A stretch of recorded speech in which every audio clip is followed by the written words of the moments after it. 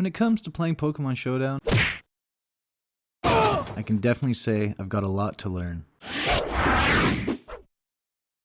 What is going on? John here from the Agnondas channel, where we play some Pokémon Showdown, and if you check out our shorts, we opened some Pokémon packs as well. Before we go ahead with today's video, if you're new here and you like what you see, if you could hit that like, hit that subscribe, throw up a comment, it's always appreciated. First of all, you may be wondering, what is Pokémon Showdown? Pokémon Showdown is a website that allows you to play Pokémon battles online, whether it be against random players or your friends. You can battle across every generation, selecting randomized teams or by building your own. Pokémon Showdown is a place where masters and noobs alike can join in and play with just a couple of clicks. Whether you're a professional, battling in a specific tier, or a nostalgic gamer looking to relive your childhood, Showdown is a website for any fan of the Pokémon series. I first discovered Pokémon Showdown about a month ago after watching some videos on YouTube and discovering the game. I was then inspired to start producing my own content. There was only one problem. I was total ass at Pokémon and had some things to learn and some pride to overcome.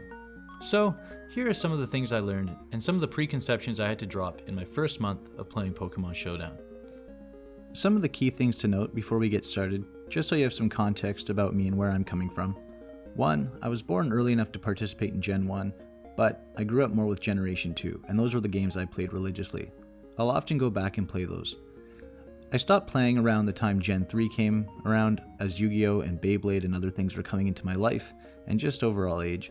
I hadn't really played many of the games since, and I don't really know too much about what's been going on in the series lately. One of the biggest things I learned, and I learned this right off the get-go, was I'm pretty bad at battling. What went from wanting to play casually turned into frustration as I learned the ins and outs of the generations of Pokemon and the new moves I had missed out on. I didn't think it would be so hard to win battles. I had to look up how the pros were playing to see what I was doing wrong. I was checking out Tempt 6T, however you pronounce his name, and some of the other big ones such as Viz, and some of the smaller channels who I've become friends with, like Skylar Mimikyu. Although I'm not great, I have learned a lot and I'm improving every day. To give you an example of how bad I was, I remember as a kid I would stack water Pokemon with just water moves, not thinking about strategy or any movesets. Another big thing is I'm only finding out now what stab means. I never realized the benefit of attaching items to a Pokemon. I find myself looking up moves to see if they're physical or special. Some are obvious, but some still confuse me. Hey, we reached the midway point of the video, and I don't think I should have to ask you to subscribe again. But you should.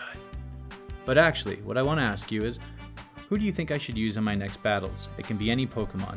Small, strong, weak, whatever, and I'll try to incorporate it in a team, or find a fun way to make it take out a legendary spammer. So let me know.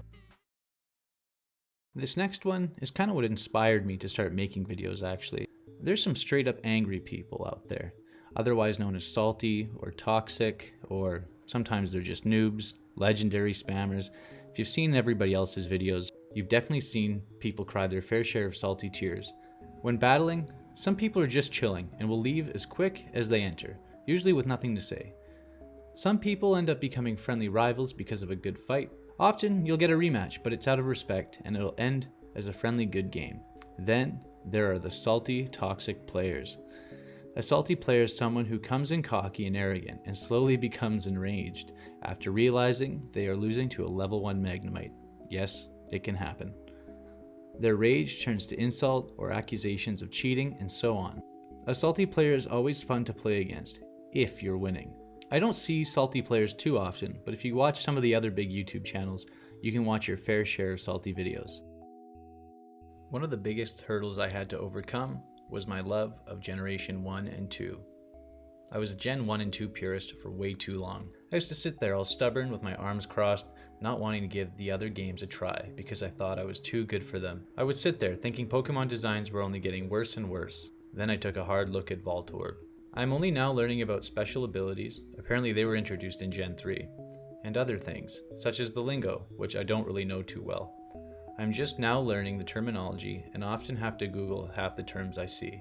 There's a slang to this culture, and the true Pokemon nerds could easily sniff me out. But bear with me, and I'll try my best to become Poke-literate.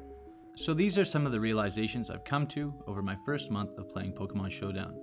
I post videos every day of me battling, and even try to add some fun sound effects to make it a bit more interesting. If you like the content, again, please hit that subscribe, I always appreciate it, and we'll see you in the next video.